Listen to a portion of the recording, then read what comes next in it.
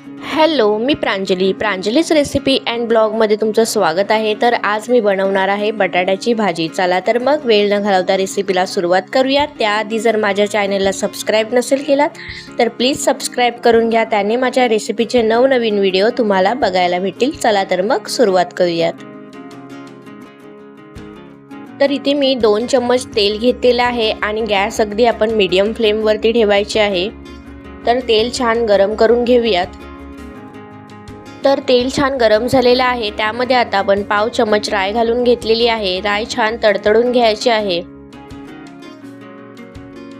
त्यानंतर इथे मी 5 लसूण घेतलेले आहेत आणि बारीक कापून घेतलेले आहेत। त्यानंतर इथे मी 1 मिरची घेतलेली आहे आणि मध्ये कापून घेतलेली आहे। त्यानंतर काही कढीपत्त्याची पानं घेतलेली आहेत 7 ते 8। त्यानंतर आता मी पाव चम्मच जिरा घेतलेला आहे।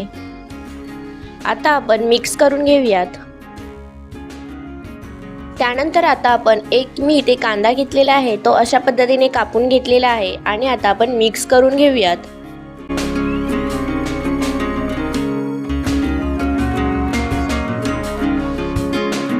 तर कांदा लवकर सॉफ्ट होण्यासाठी आपण चवीनुसार मीठ घालून घेतलेलं आहे आणि आता पुन्हा आपण मिक्स करून घेऊयात।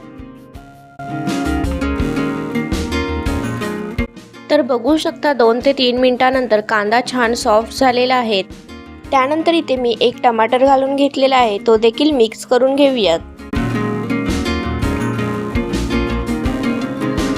तर इथे बघू शकता कांदा आणि टोमॅटो आहे तो मस्त असं सॉफ्ट झालेला आहे। आता आपण मिक्स करून घेऊयात।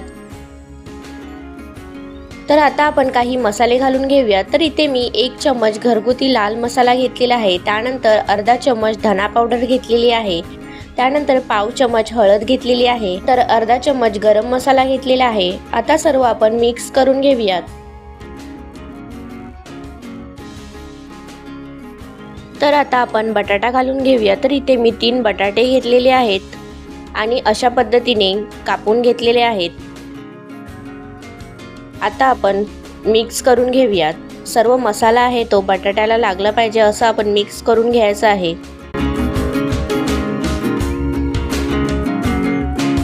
तर बघू शकता इथे मस्त असं मिक्स करून झालेलं आहे। आता आपण झाकण लावून घेऊयात आणि आता आपण वाफेवरती शिजवून घेणार आहोत। अजिबात पाणी वगैरे घालायची गरज नाही आहे। 9 ते 10 मिनिटं आपण वाफेवरती शिजवून घेणार आहोत। तर बघू शकता इथे 9 मिनिटं आपली झालेली आहेत। आता आपण बटाटा शिजलेला आहे की नाही ते चेक करून घेऊयात। तर इथे मी तुम्हाला बटाटा आहे तो चेक करून दाखवणार आहे। तर इथे बघू शकता बटाटा आहे तो आपला मस्त असं शिजले गेलेला आहे। आता आपण वरून कोथिंबीर घालून घेऊयात आणि गॅस देखील बंद करून घेऊयात। तर इथे आपली बटाट्याची भाजी आहे ती तयार झालेली आहे। तर कशी वाटली ही माझी आजची नवीन रेसिपी? जर तुम्हाला आवडली असेल तर प्लीज लाईक करा, शेअर करा आणि सबस्क्राईब करा। चला तर मग भेटूयात अशाच नवनवीन व्हिडिओ सोबत। तोपर्यंत bye bye. Thank you for watching.